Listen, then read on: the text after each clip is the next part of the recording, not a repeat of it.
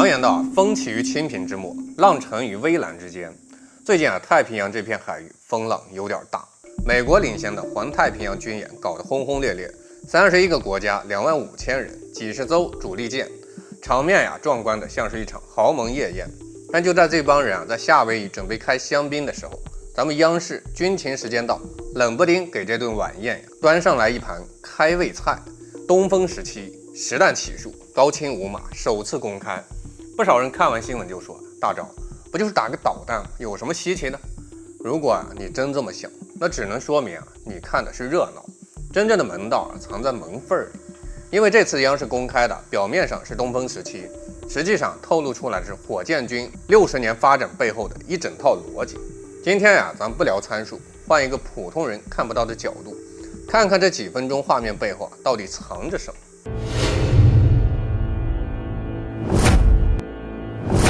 第一層，美國最怕的從來不是導彈飛得快，很多人都被史馬赫、高超音速、陳波體這些詞兒吸引。其實這恰恰容易抓錯重點，因為速度快並不稀奇，真正可怕的是找不到。孫子兵法有一句話：善守者長於9地之下，善攻者動於9天之上。什麼意思？會打仗的人不是天天揮舞着拳頭，而是讓對方根本不知道拳頭在哪。以前戰略導彈怎麼玩？發射井固定陣地，被天上的衛星天天盯着，門牌號都快被人記下來。但這回杜文龍的一句話信息量極大，他說只要能夠展開發射車，就能完成起數發射。說人話就是公路邊可以打，戈壁灘可以打，野外可以打，打一槍換一個地兒。這意味着什麼？意味着戰略導彈開始進入游擊戰時代。別笑毛主席論持久戰講過一句經典：保存自己，消滅敵人。保存自己永遠排第一，導彈再猛，還沒發射就被摧毀，那也是白搭。所以東風17最可怕的地方不是史馬赫，而是隨開隨打。今天在公路，明天在戈壁，後天在山谷。衛星看得再清楚，也架不住人家會移動。有網友調侃，美國衛星每天起床第一句話：今天東風17又去哪兒？第二層，現代戰爭已經從單挑進入開黑模式。過去大家總覺得導彈發射就是摁一下按鈕，其實完全不是。央視這次特別強調，陸軍、空軍、火箭軍聯合訓練，高強度協同已經成為常態。很多人覺得這沒啥，但在軍事史上，這是一場革命。六韜裡說，同欲者勝。戰爭從來不是一個人的事兒。以前打仗就像武俠小說，一個絕世高手單挑天下。現在打仗更像打英雄聯盟，衛星負責探視野，也就是輔助；電子戰負責沉沒，也就是中單；空軍負責開團，也就是上單；火箭軍負責收割，也就是 ADC。整個體系像一個人一樣行動。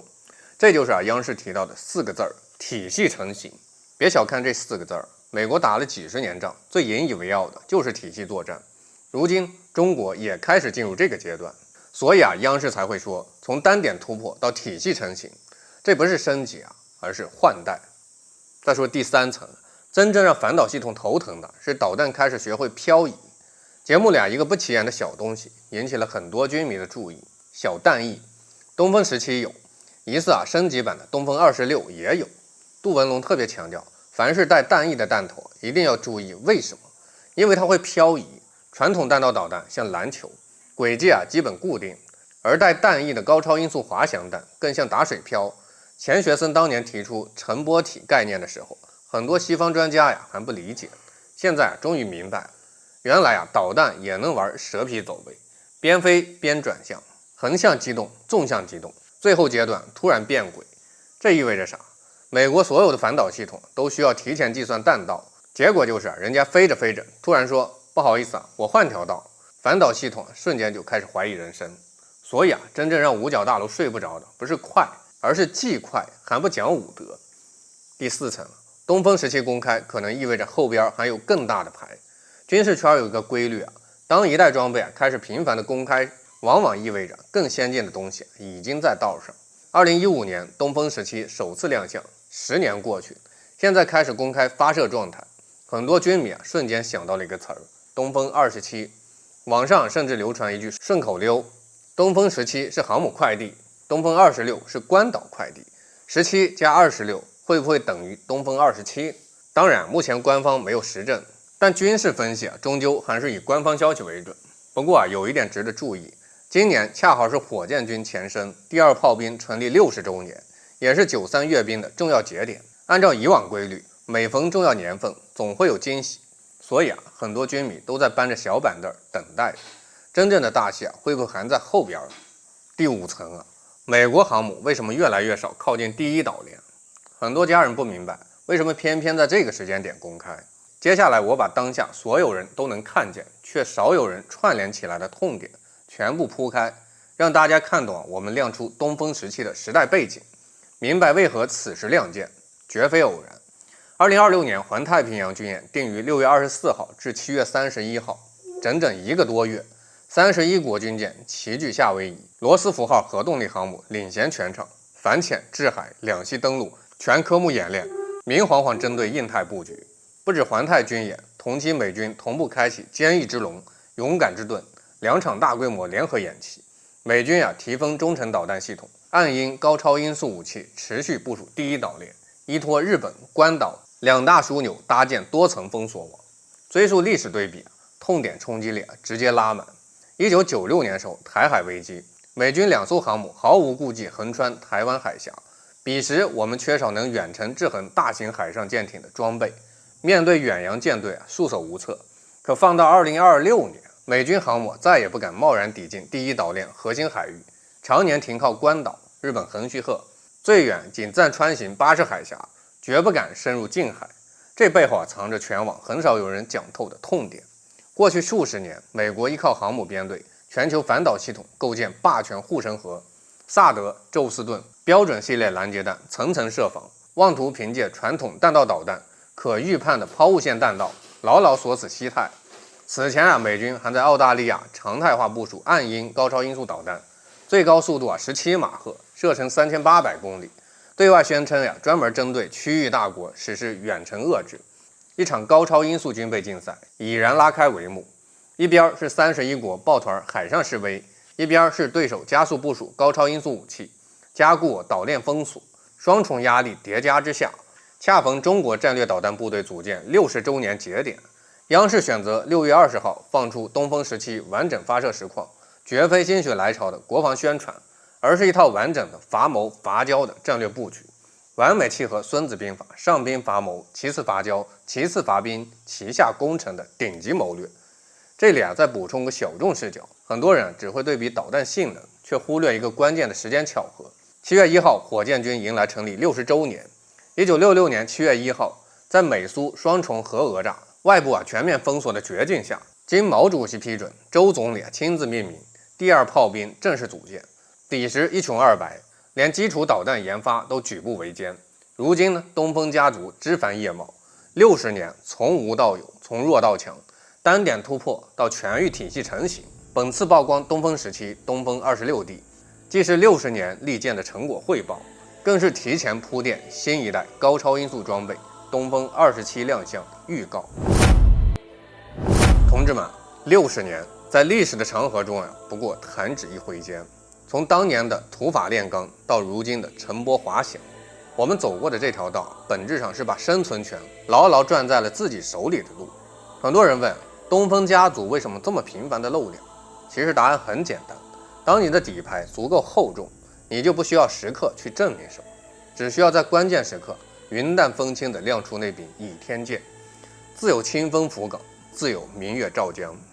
所以看到這兒你會發現，真正讓外界震動的從來不是東風17有多快，也不是東風26能打多遠，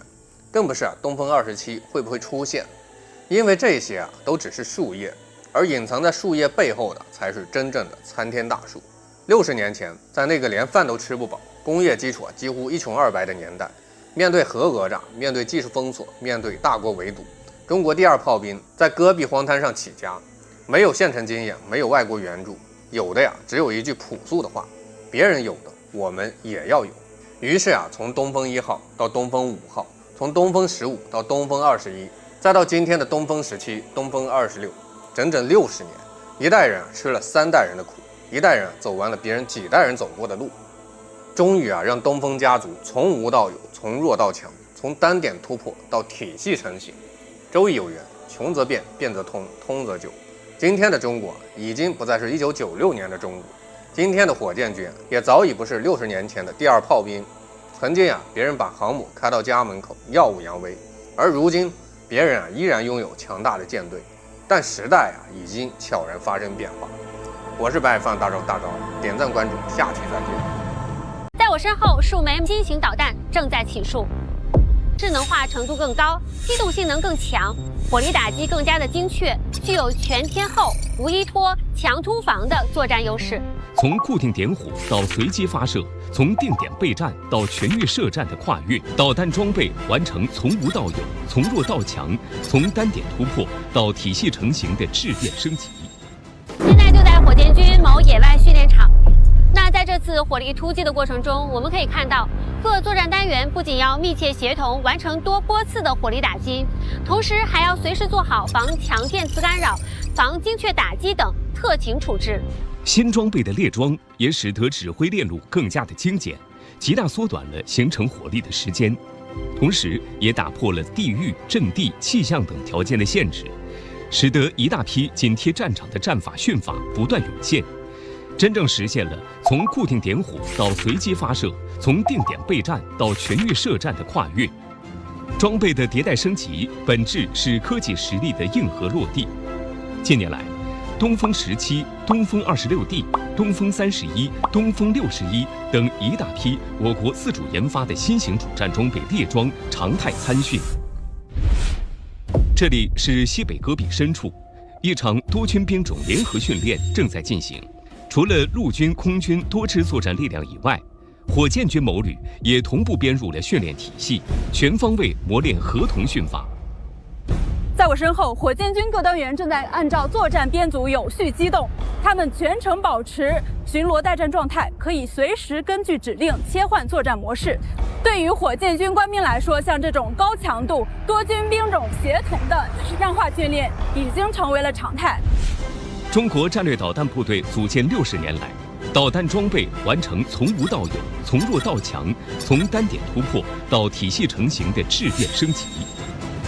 如今的東風家族已構建起合成兼備、型號配套、射程銜接、打擊效能多樣的作戰力量體系。首先它是剎車，如果在某一個方向調整速度，那麼它的制動效果可以顯現出來。第二，能轉向，因為這個小多面的插動效果，可以改變氣動特徵，可以讓導彈在橫向、縱向產生較大位移，這樣打擊複雜目標、移動目標，包括新目標都會有很大的作用。凡是看到有彈翼的彈頭，一定要注意，它具備末段機動能力，對各類防空、反導有極強的突破效果。